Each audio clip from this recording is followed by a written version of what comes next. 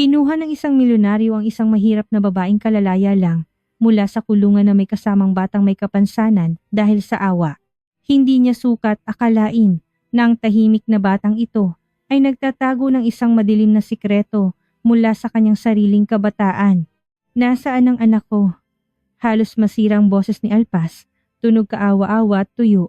Nakatayo siya sa gitna ng maliwanag at maalinsangang opisina ng Department of Social Welfare and Development DSWD. Ang mga daliri niyang namumutla sa tensyon ay mahigpit na nakakapit sa likod ng isang silya. Sa kabilang kamay, hawak niyang isang mumurahing tsokolate na may lukot na balot. Ito ang unang bagay na binili niya sa mga huling sentimo na natira sa kanya matapos magsara ang bakal na tarangkahan ng bilangguan ng mga kababaihan. 1 oras pa lang siyang malaya. Ang babaeng nasa kabilang panig ng mesa na mukhang kagalang-galang ay dahan-dahang inialis ang tingin sa monitor. Tinitigan niya ang bisita mula ulo hanggang paa, mula sa mumurahing coat na maluwag para sa kanya hanggang sa magagaspang at namumulang mga kamay dahil sa mabibigat na trabaho. May pandidiring kinuha ng opisyal gamit ang 2 daliri ang papel na inilatag ni Alpas sa mesa kanina. Isang sertipiko ng paglaya dahil sa parol. Ngumisi ang opisyal at walang galang na ibinalik ang dokumento. Dumulas ang papel sa makintab na mesa at nahulog sa sahig. At bakit ka lalapit sa bata, Aber? Isa kang kriminal. Naghahabol ka pa ng karapatan dito. May opisyal na tagapag-alaga ang bata. Ang tiyuhin mong si Basilio. Basilio. Natigilan si Alpas na wala ng balanse. Sumikip ang kanyang dibdib, nahirapan siyang huminga. Sinong Basilio? Lasinggero yon. Galit siya kay Liwayway. Galit siya sa anak nito. Nasaan si Sinag? Tumawag ako sa bahay ampunan. Sinabi nilang wala na siya roon. 1 oras na ang nakalipas, kinuha siya ng kanyang legal na tagapag-alaga para sa weekend. Ngayon, umalis ka na rito bago pa ako tumawag ng gwardya. Dumarating kayo rito. Nakakaabala sa trabaho. Muling itinuon ng babae ang pansin sa mga papeles. Ipinapakitang tapos na ang usapan. Dahan-dahan siyang yumuko. Pinulot ang kanyang sertipiko mula sa sahig. Hindi sumusunod ang kanyang mga daliri. Isang mabigat at nakakatakot na kaisipan ang paulit-ulit na umiikot sa kanyang ulo. Hinding-hindi kukunin ng lasinggerong si Basilio ang isang pilay at sakiting bata mula sa ampunan nang walang dahilan. Hindi niya kailangan ng bata. Ang kailangan niya ay ang perang ibinabayad ng gobyerno sa mga tagapag-alaga at kailangan niya ng paraan para idiin si Alpas. Bigla siyang tumalikod at tumakbo palabas ng pasilyo. Ang nakakapasong hangin ng Abril ang sumalubong sa kanyang mukha nang bumukas ang mabibigat na pinto ng gusali. Tumakbo si Alpas. Hindi niya naramdaman ang paghahabol ng kanyang hininga o ang matigas na ritmo ng luma niyang sapatos sa aspalto. Isang primitibong takot para sa buhay ni Sinag ang nagtulak sa kanya patungo sa terminal ng bus, ang tanging lugar kung saan may mga bus at jeep papunta sa kanilang lumang distrito. Sa liwasan ng terminal, malayang umiihip ang hangin, nagpapalipad ng mga basura. Palingalinga ang dating bilanggo sa maraming tao, hanggang sa makita niya sila malapit sa isang newsstand. Nakatayo si Basilio, mabigat na nakasandal sa isang basurahan. Namumulat na mamaga ang kanyang muka at ang kanyang mga mata ay malikot. Mula sa malayo, amoy na amoy ang mumurahing sigarilyo at ang baho ng alak mula pa kahapon.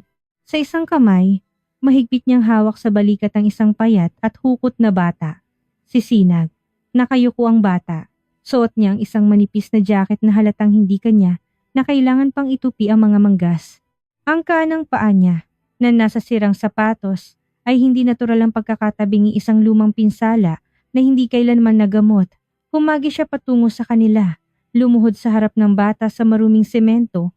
Sinag, mahal ko. Nagulat ang bata.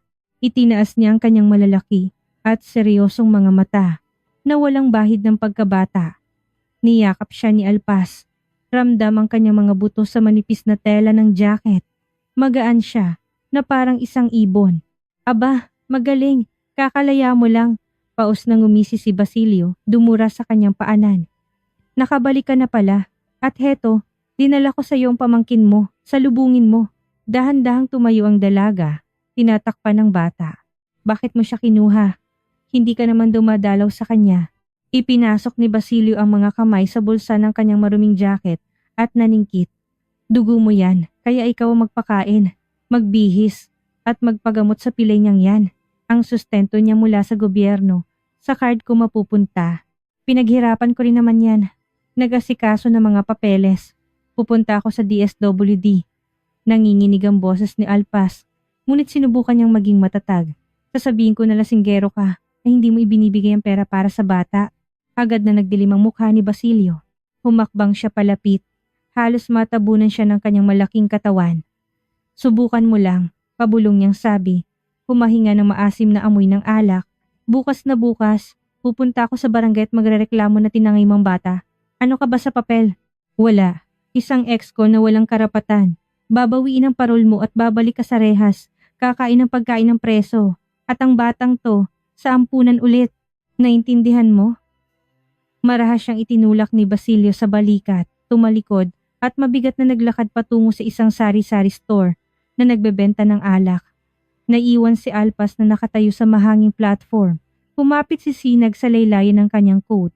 Yumuko siya, hinawakan ng malamig na mga kamay nito at hinipan upang painitin. Sinag, umiiyak ka ba? Mahinang tanong niya. Tinitingnan ng maputlang mukha nito. Hindi po, Tita Alpas. Sagot ng bata sa isang pantay at mahinang boses. Sa ampunan po, nasanay akong hindi umiyak. Pinaparusahan po kami kapag umiiyak. Sa simpleng at nakakatakot na mga salitang iyon, may kung anong napigtas sa loob ni Alpas. Nagtiim ang kanyang mga bagang. Kailangan nilang makahanap ng matutuluyan at trabaho bago maggabi.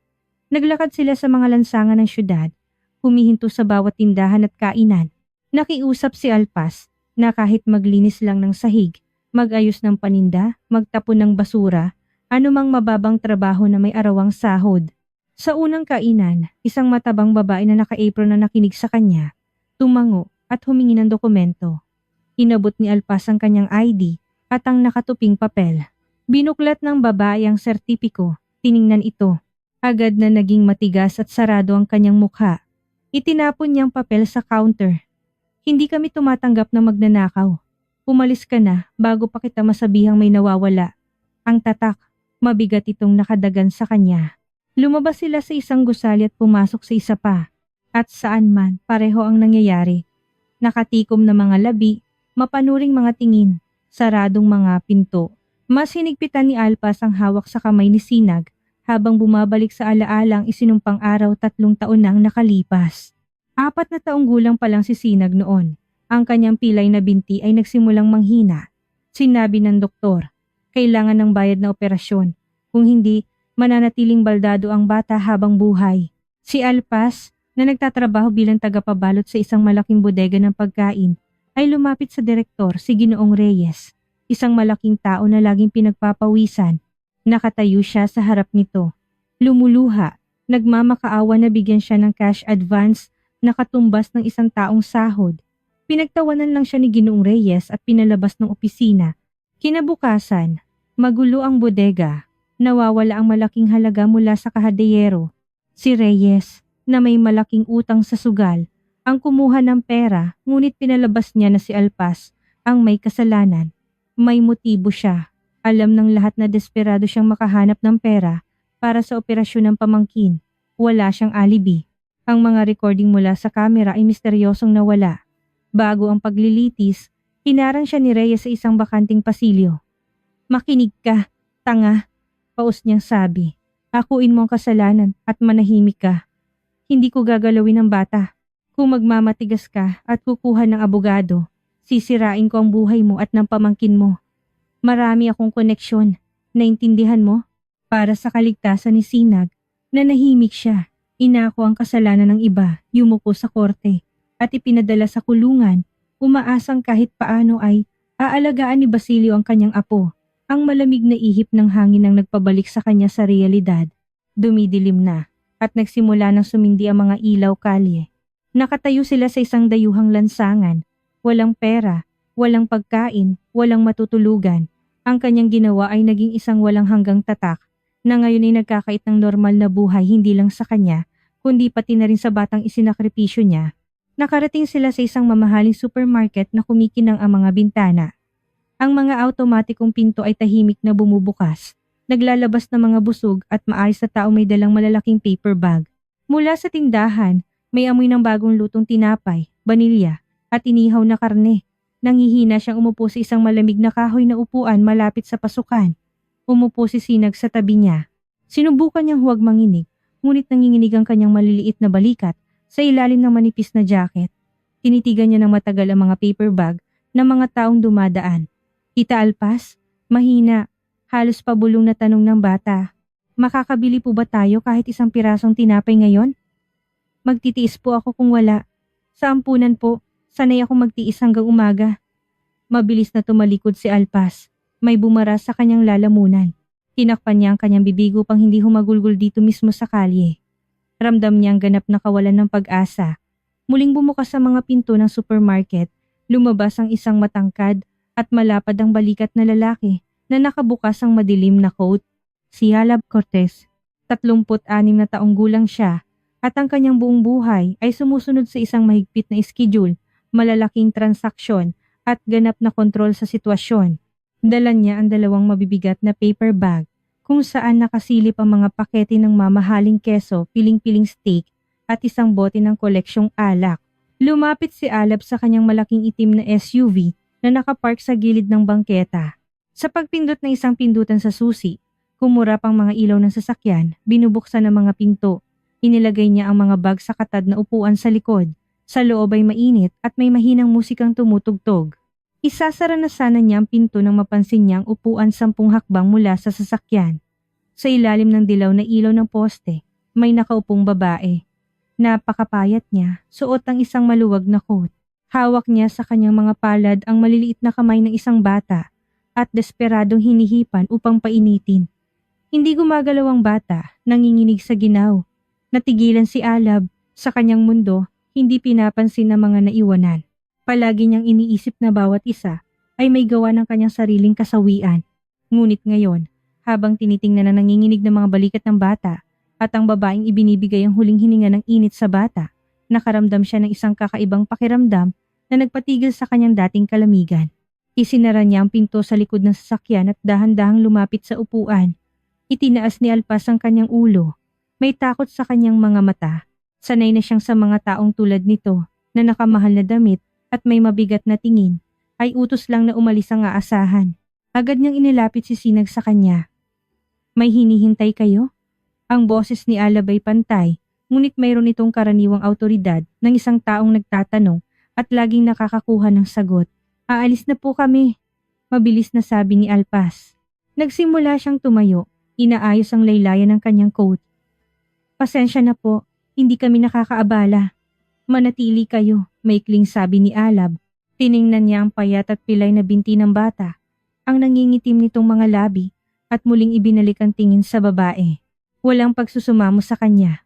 Wala ang kaawa-awang pagsunod na madalas niyang nakikita sa mga namamalimos. Ang kanyang likod ay nanatiling tuwid at ang kanyang tingin ay maingat at may dignidad. Bakit hindi angkop sa panahon ang suot ng bata? Tanong niya. Wala na po kayo roon, sagot ni Alpas. Bagamat nanginginig ang kanyang boses, ngumisi si Alab. Ang babaeng ito, nakaupo sa malamig na upuan na walang ni isang sentimo sa bulsa, ay may lakas ng loob na sumagot sa kanya. Nagdulot ito ng hindi sinasadyang paghahanga. Tiningnan niya ang kanyang mamahaling relo at pagkatapos ay sa kanila. Kailangan ko ng kasambahay, biglang sabi ni Alab na ikinagulat niya mismo. Ang mga salita ay tuyo at parang negosyo. Malaki ang bahay ko sa probinsya, maraming trabaho. Titira ka sa kwarto ng mga tauhan. Sagot ko ang pagkain at lingguhan ng sahod.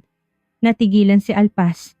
Tiningnan niya ang kanyang mamahaling sapatos, ang kanyang coat, at pagkatapos ay itinaas ang tingin sa kanyang mukha. Matigas at tamang mga tampok.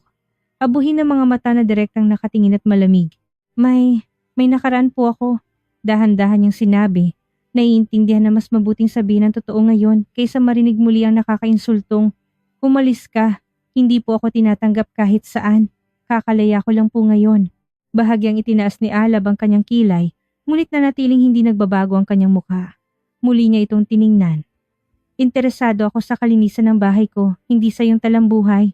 Kung marunong kang humawak ng mop at hindi ka nagtatanong ng mga hindi kailangan tanong, wala akong pakialam kung saan ka nanggaling. Tumalikod siya at naglakad patungo sa sasakyan sa tabi ng pinto. Huminto siya at lumingon. Kung sang-ayon ka, sumakay ka sa sasakyan. Nilalamig ang bata. May 1 minuto kang mag-isip. Tiningnan ni Alpas si Sinag. Nanginginig ang bata. Ang kanyang ilong ay namumuti na sa lamig ng hangin ng Abril. Sa ampunan, sanay siyang magtiis, ngunit wala siyang karapatang hayaan siyang magdusa pa.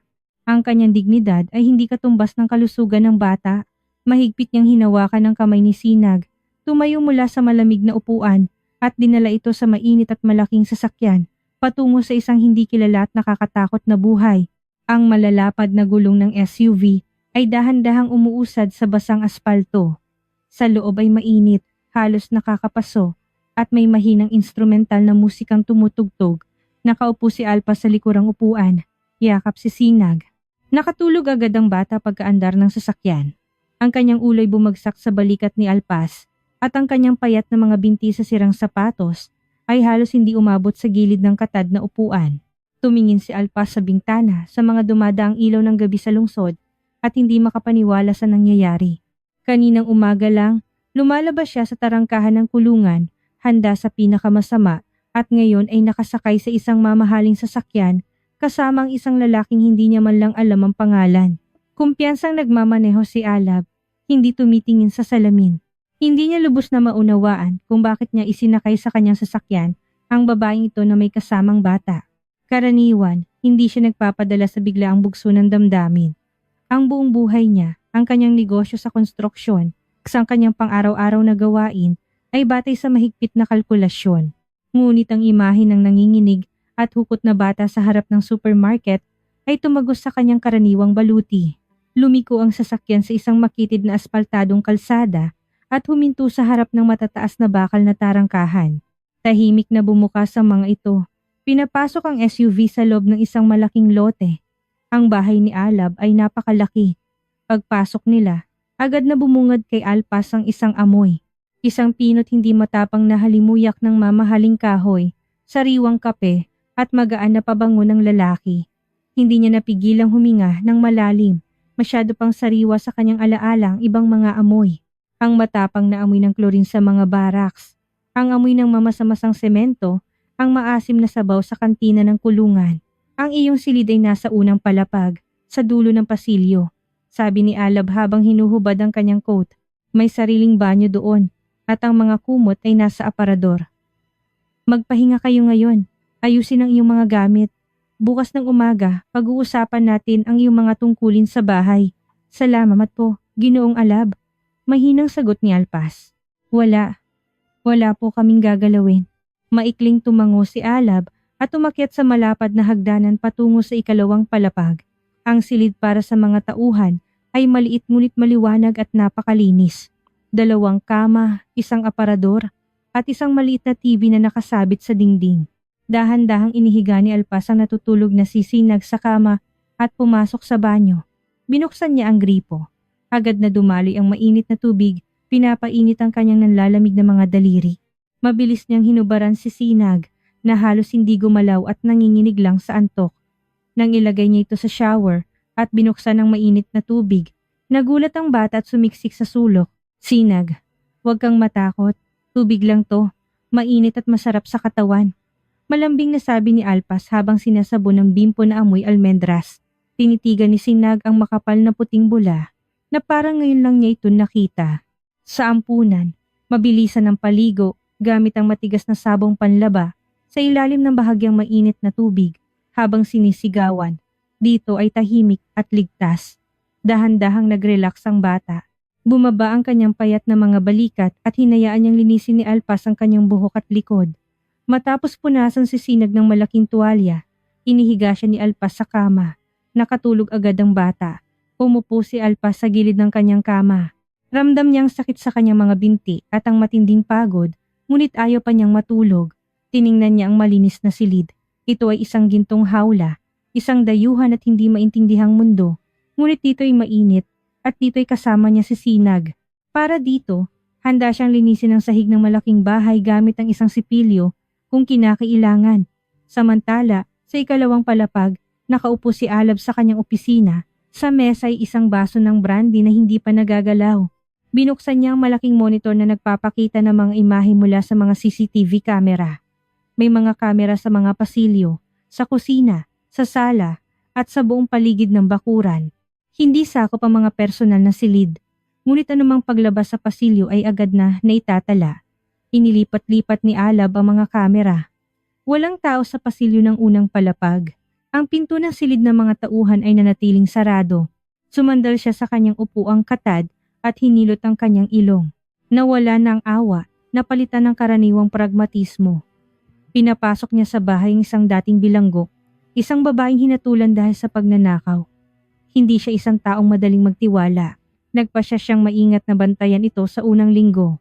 Isang maling kilos, isang nawawalang bagay, at mas mabilis pa silang mapapalayas kaysa sa makapag-impake ng kanilang mga gamit. Lumipas ang 3 araw. Walang tigil sa pagtatrabaho si Alpas. Gumigising siya ng alas 5 ng umaga bago pa magising ang may-ari ng bahay. Pagbaba ni Alab para mag-almusal, kumikinang nasa kalinisan ng kusina. Sa mesa ay may sariwang timplang kape at walang alikabok sa pasilyo. Sinikap ni Alpas na maging hindi kapansin-pansin. Tahimik siyang gumagalaw sa bahay, nililinis ang bawat silid. Tahimik din si Sinag. Halos hindi siya lumalabas ng kanilang silid. Nakaupo sa sahig ng maraming oras kasama ang isang kahon ng lumang laruang building blocks na natagpuan ni Alab sa bodega. Hindi siya nagrereklamo, hindi humihingi ng pagkain, hindi nag-iingay. Noong Huwebes ng umaga, hindi mahanap ni Alab ang isang mahalagang folder na mga dokumento para sa isang bagong proyekto sa konstruksyon. Naaalala niyang iniwan niya ito sa unang palapag. Pagbaba niya, wala si Alpas sa kusina. Bahagyang nakabukas ang pinto ng silid ng mga tauhan. Lumapit si Alab at takmang kakatok ngunit natigilan ng kanyang kamay. Inaayos ni Alpas ang kama ni Sinag. Nakaupo ang bata sa kabilang kama. Nang itaas ni Alpas ang unan, may isang maliit na matigas na bagay na nahulog sa sahig. Hindi napigilan ni Alab na humakbang palapit. Sa sahig na gawa sa kahoy, may isang piraso ng tuyong tinapay. Ang mga gilid nito ay may kagat. Natigilan si Alpas. Dahan-dahan siyang lumuhod at pinulot ang tinapay. Nanginginig ang kanyang mga balikat. Pumasok si Alab sa silid. "Ano yan?" tanong niya. Naging mas matigas ang kanyang boses kaysa sa kanyang inaasahan. Mabilis na lumingon si Alpas. Namutla ang kanyang mukha. Agad niyang itinago ang tinapay sa kanyang likuran na parang pinoprotektahan ito mula kay Alab. Sa kama, umurong si Sinag at yumuko. "Pasensya na po, Ginoong Alab," mahinang sabi ni Alpas. May luha sa kanyang mga mata, ngunit hindi niya ito hinayaang tumulo. "Hindi po kami kumuha ng sobra. Galing po to sa hapunan namin. Bakit niya itinatago ang tinapay sa ilalim ng unan? Puno ng pagkain ng ref. Pwede kayong kumuha ng kahit anong gusto nyo. Sinabi ko na yan." Tiningnan ni Alpas ang kanyang pamangkin at pagkatapos ay tumingin kay Alab. "Hindi nyo po naiintindihan." Halos pabulong ang kanyang boses. Sa ampunan po, nasanay siyang magutom.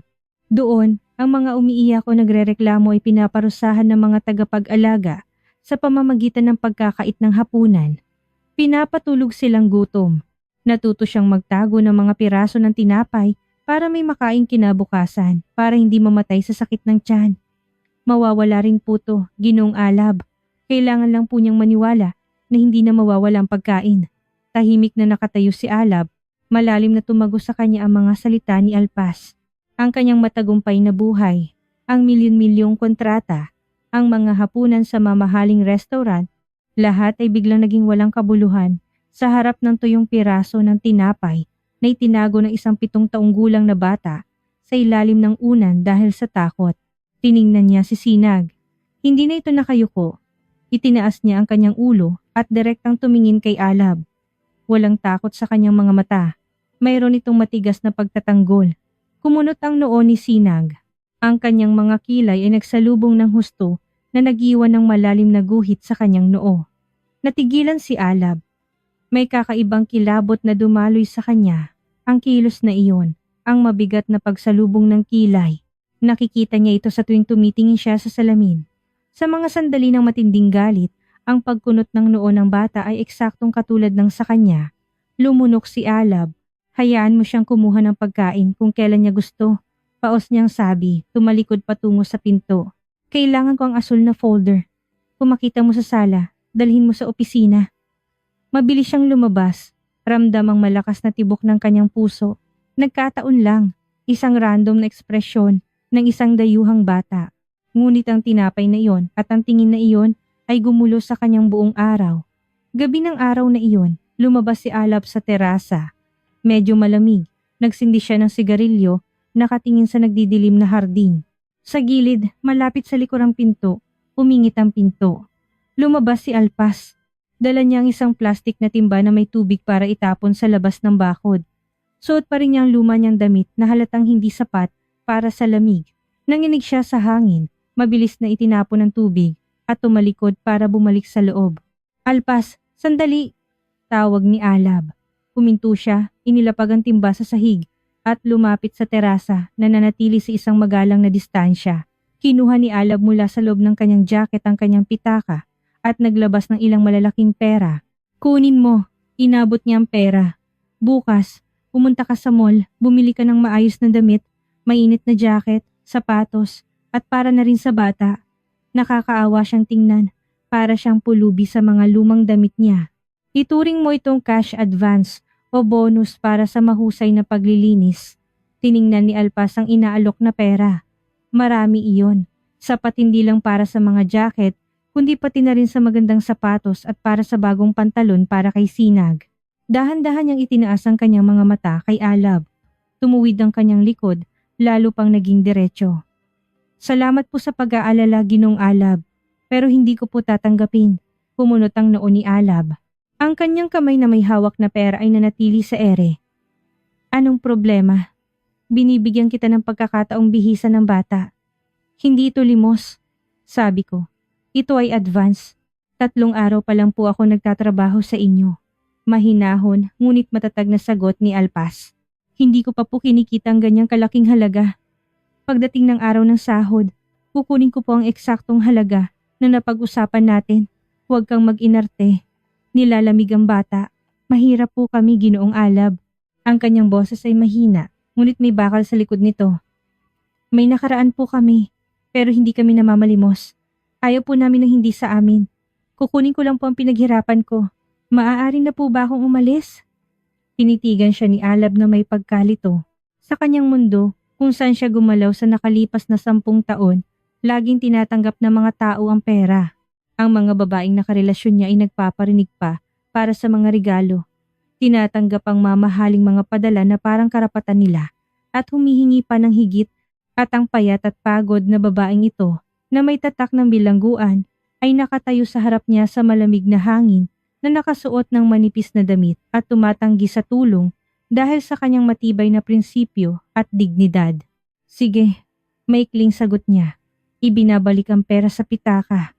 Tumango siya, kinuha ang timba at nawala sa likod ng pinto. Naiwan si Alab sa terasa. May kung anong nasira sa kanyang isipan, isang mahalagang mekanismo na nakasanayan na niya. Napagtanto niya na ang babaeng ito ay hindi umaangkop sa anuman sa mga kilalang pattern at ito'y nakakuha ng kanyang interes. Natapos ang tahimik na buhay noong Sabado ng umaga, isang matingkad na pulang sports car ang pumasok sa bakuran. Bumukas ang pinto at isang mamahaling sapatos na may mataas na takong ang tumapak sa sementadong daan. Si Katrina. Siya ang anak ng isa sa mga pangunahing mamumuhunan ni Alab. Ang kanilang relasyon ay mahirap tawaging pag-ibig. Maskari ito'y isang alyansa na kapwa kapaki-pakinabang para sa dalawang maganda at may katayuang tao. Gusto ni Katrina ang tagumpay ni Alab at komportable naman si Alab na lumitaw sa mga sosyal na pagtitipon kasama ang isang kaakit-akit at maayos na babae. Pumasok si Katrina sa bahay. Nagiiwan ng isang amoy ng matamis at mabangong pabango. Inihagis niya ang kanyang mga susi sa isang maliit na mesa at hinubad ang kanyang mga guwantes na katad. Sa mga sandaling iyon, nagpupunas ng alikabok si Alpas sa isang malaking salamin sa pasilyo. Huminto si Katrina, tinitigan ng kasambahay mula ulo hanggang paa na may pandidiri. At sino naman ito? Malakas niyang tanong, hindi nakadirekta sa sino man. Alab? Lumabas si Alab mula sa sala. Hi, Katrina. Ang aga mo. Ito si Alpas, ang bagong kasambahay. Kasambahay? Napangiwi si Katrina na parang may naamoy na mabaho. Talagang pumangit na ang serbisyo ng ahensya. Kung sino-sinong gusgusin ang ipinapadala, mukha siyang may tuberkulosis. At nakita ko sa labas ang isang pilay na bata. Anong kababalaghan ito? Naging foundation na ba to? Para sa mga kaawa-awa. Ingatan mo ang pananalita mo. Naging matigas ang boses ni Alab. Bahay ko ito at ako ang magpapasya kung sino ang magtatrabaho dito. Dito nakatira si Alpas kasama ang pamangkin niya. Sumimangot si Katrina ngunit hindi na nakipagtalo. Alam niyang ayaw ni Alab ng iskandalo. Sabi mo pero sana, huwag siyang pakalat-kalat sa dinadaanan ko. Pumasok si Katrina sa sala habang si Alpas na nakayuko ay nagpatuloy sa pagpupunas ng salamin. Nanikip ang dibdib niya, ang mapagmataas na tono, ang mapanuring tingin. Alam niya kung ano ang susunod. Buong araw, kumilos si Katrina na parang siya ang may-ari ng bahay. Inutusan niya si Alpas sa mga walang kwentang bagay. Pinapaulit ang pagtimpla ng kape. Pinapahugas ang malilinis na tasa at pinupuna ang bawat alikabok. Tahimik na sinunod ni Alpas ang lahat ng utos. Kailangan niya ang trabahong ito. Dapit hapon, nang umalis si Alab para sa ilang oras at naglilinis si Alpas ng sahig sa maluwang na pasilyo ng ikalawang palapag, bumaba si Katrina. Naiinip siya. Habang dumadaan sa silid ng mga tauhan, napansin niyang bahagyang nakabukas ang pinto. Nasa hardin si Sinag, sa isang malayong sulok, kaya't walang tao sa silid. Dahan-dahang itinulak ni Katrina ang pinto. Mas malakas ang kanyang kuryosidad kaysa sa magandang asal. May pandidiring tiningnan niya ang simpleng ayos ng silid. Sa isang silya ay nakasabit ang lumang bag ni Alpas. Gasgas na at may punit na strap. Lumapit si Katrina. Lumingon siya sa pinto at gamit ang kanyang mga daliring may perpektong manicure, binuksan ang zipper. Walang anumang interesante sa loob. Isang suklay, isang mumurahing pitaka, isang pakete ng basang tissue at isang nakatuping puting papel sa loob ng isang pasaporte. Kinuha ni Katrina ang papel at binuklat ito. Mabilis na binasa ng kanyang mga mata ang mga nakaprint na linya. Sertipiko ng paglaya. Kaso ng pagnanakaw, nakaparole. Nanlaki ang mukha ni Katrina. Sandali siyang natigilan at pagkatapos ay isang masama at nagtatagumpay ng ngiti ang lumitaw sa kanyang mga labi. Aba, tingnan mo nga naman, pabulong niyang sabi. Isang napaka-interesanteng ibon ang napadpad sa bahay natin. Hindi niya ibinalik ang papel. Kinuyom niya ito sa kanyang kamao at lumabas ng silid. Maingat na isinasara ang pinto. Sumiklab ang iskandalo sa hapunan. Nakaupo si Alab sa dulo ng mahabang mesa. Kakahain lang ni Alpas ng inihaw na karne at babalik na sana sa kusina. Mabilis na pumasok si Katrina sa silid kainan. Namumula ang kanyang mukha sa galit. Lumapit siya sa mesa at marahas na inihagis ang lukot na papel sa tabi mismo ng plato ni Alab. Tingnan mo! Sigaw niya, na halos magpatunog sa mga kristal na baso sa aparador. Basahin mo kung sino ang pinatira mo sa bahay mo. Kumunot ang noo ni Alab, ibinaba ang tinidor, at kinuha ang papel. Mabilis niyang binasa ang teksto. Hindi nagbago ang kanyang mukha. Walang ni isang kalamnan na gumalaw. Alam niyang may nakaraan si Alpas. Sinabi niya ito sa kanya sa harap ng tindahan. Hindi niya lang alam ang mga detalye. Natigilan si Alpas sa may pintuan ng kusina. Ang tray sa kanyang mga kamay ay bahagyang nanginginig. Nakilala niya ang kanyang sertipiko. Alab, nababaliw ka na ba? Inis na pagpapatuloy ni Katrina, itinuturo si Alpas gamit ang kanyang mahabang kuko. Nagdala ka ng isang kriminal sa bahay, isang ex-con. Nagnakaw siya. Pag nanakawan niya tayo sa gabi, hindi natin alam kung ano ang nasa isip ng mga taong tulad niyan. Naramdaman ni Alpas na nawawala ng dugo ang kanyang mukha. Ang mga salitang kriminal at ex-con na sinabi sa maganda at mayamang bahay na ito ay parang isang hatol. Dahan-dahan niyang ibinaba ang tray sa isang kalapit na mesa. Hindi po ako nagnakaw ng mga gamit ninyo. Mahina ang boses ni Alpas. Ngunit sa katahimikan, narinig ito ng malinaw. Nang halungkat po kayo sa bag ko. Masama po yan. Pinagbayaran ko na po ang aking kasalanan. Tapos na po ang utang ko sa lipunan. Nandito lang po ako para magtrabaho ng tapat. At nangangahas ka pang magsalita? Sigaw ni Katrina. Humahakbang palapit kay Alpas. Isa kang basura. Dapat kang nasa lansangan. Hindi naglalakad sa mga alpombra na ito. Alab, paalisin mo siya agad. Paalisin mo ang magnanakaw na ito o aalis ako ngayon din. Dahan-dahan tumayo si Alab mula sa mesa. Maingat niyang inilapag ang sertipiko sa mesa At tiningnan si Katrina ng isang mabigat at nangingibabaw na tingin. Hinaan mo ang boses mo, sabi niya. Walang sigaw sa kanyang boses, ngunit ang lamig nito ay nakakakilabot. Bahay ko ito, at ako ang magpapasya kung sino ang maglalakad sa mga alpombra na ito. Kinuha ko si Alpas, at dito siya magtatrabaho. At ang katotohanang nang halungkat ka sa gamit ng iba sa bahay ko, hindi ko gusto yan. Hindi makapagsalita si Katrina sa pagkabigla. Inaasahan niyang agad na palalayasin ni Alab ang kasambahay, ngunit sa halip, siya pa ang pinagsasabihan. Pinagtatanggol mo ang ex-con na yan? Pabulong niyang sabi. Kinukuha ang kanyang bag mula sa silya. Sige, mamuhay ka kasama ng kriminal mo. Tignan natin kung ano ang sasabihin mo kapag nawala ang relo o pera mo. Mabilis siyang tumalikod at lumabas ng silid kainan. Makalipas ang 1 minuto, malakas na bumagsak ang pinto sa labas. At pagkatapos ay umugong ang makina ng sports car, nanatili ang isang mabigat na katahimikan sa silid kainan. Tiningnan ni Alab si Alpas. Ang babae ay nakatayo sa tabi ng dingding, maputla na parang papel. Pumunta ka na sa silid mo, Alpas. Pagod na sabi ni Alab, umuupo muli sa mesa. Bukas mo na tapusin ang paglilinis. Tahimik na tumango si Alpas. Tumalikod siya at naglakad sa pasilyo, patungo sa kanyang silid. Naiintindihan niyang hindi siya ang pinagtatanggol ni Alab. Pinagtatanggol niya ang kanyang teritoryo at ang kanyang karapatang magpasya. At para sa kanya, para kay Katrina, para sa lahat ng iba pang tao sa mayamang mundong ito, mananatili siyang isang taong segunda klase. Isang ex-con. Imposibleng mahugasan ang tatak na ito kahit gaano pa kainit ang tubig o kabigat ang tapat na pagtatrabaho. Pumasok siya sa silid, sumandal sa saradong pinto, at dahan-dahang napaupo sa sahig, tinatakpan ng kanyang mukha ng mga kamay. Mula pa umaga, ang kalangitan sa ibabaw ng subdivision ay natatakpan ng mabibigat na kulay abo na ulap. Ang malalaking patak ng ulan ay tumatama sa mga malalapad na bintana ng mansyon. Pinapalabo ang mga puno sa hardin. Ang panahon ay tumpak na sumasalamin sa tensyon na namayani sa bahay pagkatapos ng iskandalo kagabi. Bumalik si Katrina bandang 9:00 ng umaga.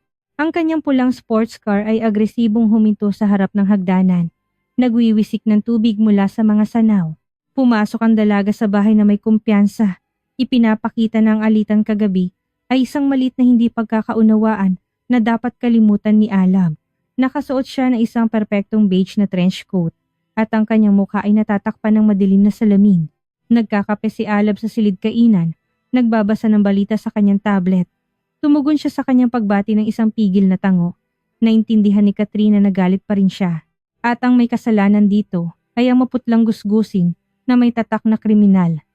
Hindi matanggap ni Katrina ang ideya na ang isang simpleng katulong ay nakasira sa kanyang posisyon sa bahay na ito. Isang mabilis, malupit, at sa tingin niya ay perpektong plano ang nabuo sa kanyang isipan. Pumasok siya sa maluwang na sala. Si Alpas ay naglilinis sa 2nd palapag. Halos hindi marinig ang kanyang mga hakbang sa hagdanan. Lumingalinga si Katrina. Walang tao sa silid. Hinubad niya mula sa kanyang kanang daliri ang isang malaking singsing na may brilyante regalo ng kanyang ama sa kanyang ika-30 kaarawan. Malamig ang metal sa kanyang balat. Lumapit ang dalaga sa malaking leather na sofa. Ipinasok ang kanyang kamay sa pagitan ng mga malambot na unan at likuran at itinulak ang singsing sa pinakamakitid na siwang. Dumulas ito pababa at tahimik na nawala sa loob ng muebles. Tumayo si Katrina, inayos ang kanyang buhok sa harap ng salamin at lumabas sa pasilyo. Alpas, tawag niya sa isang matinis at mapag-utos na boses. Bumaba ka sa sala. Dito, sa coffee table, may mga marka ng tasa. Bumaba si Alpas. Hawak ang isang malinis na tela. Tahimik siyang tumango kay Katrina, lumapit sa salamin na mesa, at nagsimulang punasan ito. Nakatayo ang dalaga sa pintuan, nakahalukip-kip, at matamang pinagmamasdan ang bawat kilos ng kasambahay. Nang matapos si Alpas at tumalikod para umalis, biglang huminga ng malalim si Katrina at malakas na sumigaw. Sumugod siya sa mesa, naghalungkat sa mga magasin, at ibinagsak ang remote control ng TV sa sahig. Nasaan? Naging matinis ang kanyang sigaw. Nasaan ang singsing ko? Mabilis na lumabas si Alab mula sa silid kainan. Anong nangyari? Bakit ka sumisigaw? Yung singsing ko! Lumingon si Katrina sa kanya. Ang kanyang mukha ay nagiba dahil sa galit. Yung brilyante ni Papa. Hinubad ko yun 5 minuto lang ang nakalipas. Inilagay dito sa gilid ng mesa para maghugas ng kamay sa banyo. Pagbalik ko wala na. At siya lang ang nasa silid. Marahas na itinuro ni Katrina ang kanyang daliri diretso sa mukha ni Alpas. Umatras si Alpas. Nahulog ang basahan mula sa kanyang mga kamay. Wala po akong kinuha. Mahina ngunit matatag ang boses ni Alpas. Tumingin siya diretso kay Alab. Pinunasan ko lang po ang salamin. Walang anuman sa mesa. Sinungaling, sigaw ni Katrina. Siyempre, hindi ka aamin. Alab, sinabi ko na sayo, hindi mo mababago ang isang tao. Ang magnanakaw ay laging magnanakaw. Nakita niya ang brilyante at hindi napigilan. Kapkapan niya siya agad. Inilipat ni Alab ang kanyang mabigat na tingin mula sa namumulang si Katrina patungo sa maputlang si Alpas. Ang lohika ng isang negosyante na sanay umasa sa mga katotohanan ay nakipaglaban sa kanyang intuwisyon. Sa isang banda, nakikita niya sa harap niyang isang babae na kahapon ay tumanggi sa malaking halaga dahil sa kanyang dignidad. Sa kabilang banda, may isang kaisipan na paulit-ulit na umiikot sa kanyang ulo. Nakasaad sa sertipiko ang kaso ng pagnanakaw. Ang mga taong nakulong dahil sa pagnanakaw ay marunong magsinungaling ng kapani-paniwala. Ito ay isang katotohanan na naranasan niya sa kanyang trabaho ng maraming beses. Huminga siya ng malalim. Sa sandaling iyon, nagawa niya ang pinakamalaking pagkakamali sa kanilang maikling pagkakakilala. Alpas. Naging paos at mabigat ang boses ni Alab.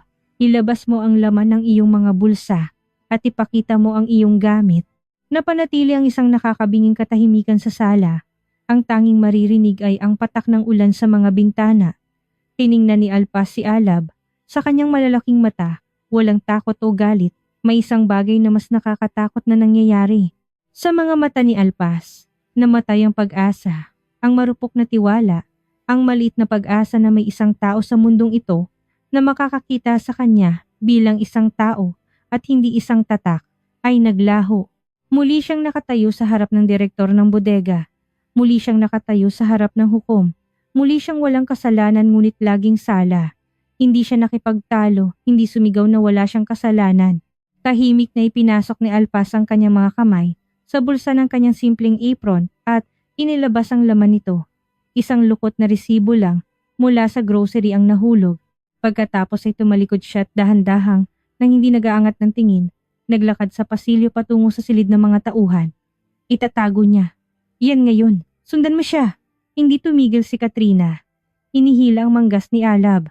Ngunit hindi gumalaw si Alab.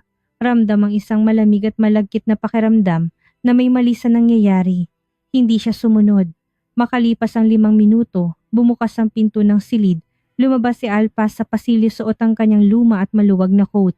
Hawak niya sa kamay si Sinag.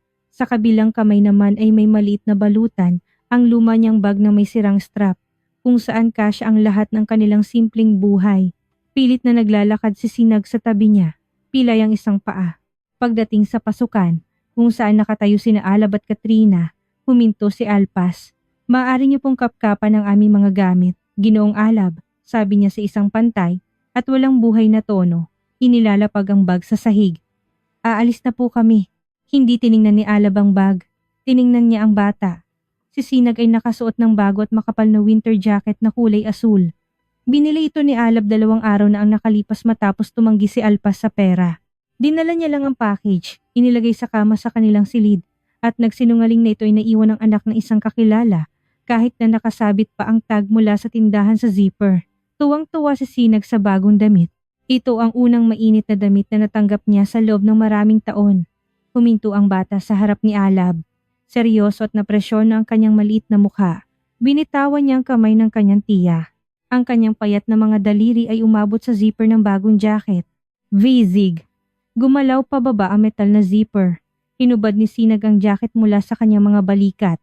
Sa ilalim nito ay isang luma at maluwag na sweater na may butas sa siko. Maingat na inayos ng bata ang asul na tela at isinabit ang jacket sa likod ng isang leather na upuan sa pasilyo. Tinitigan ni Alab ang kilos na iyon nang hindi makapagsalita. Nanuyo ang kanyang lalamunan. Itinaas ng bata ang kanyang ulo. May luha sa kanyang mga mata. Ngunit tulad ng dati, hindi niya ito hinayaang tumulo. Hindi po kami kumukuha ng hindi amin, Tito Alab, sabi ni Sinag. Ang kanyang mataas na boses ng bata ay umalingaw-ngaw sa bakanting pasilyo. Kahit na nilalamig po kami, hindi kami kumukuha. Lumingon siya kay Alpas at hinawakan ng kanyang kamay. Itinaas ni Alpas ang kanyang lumang bag, tahimik na binuksan ang pinto at humakbang palabas. Sumunod si Sinag, hirap na hirap sa kanyang pilay na paa. Nagsara ang pinto. Umalis sila sa ilalim ng malakas na ulan. Iniwan ang init, pagkain, at ang tao ngayon lang ay hindi makatarungan na ng insulto.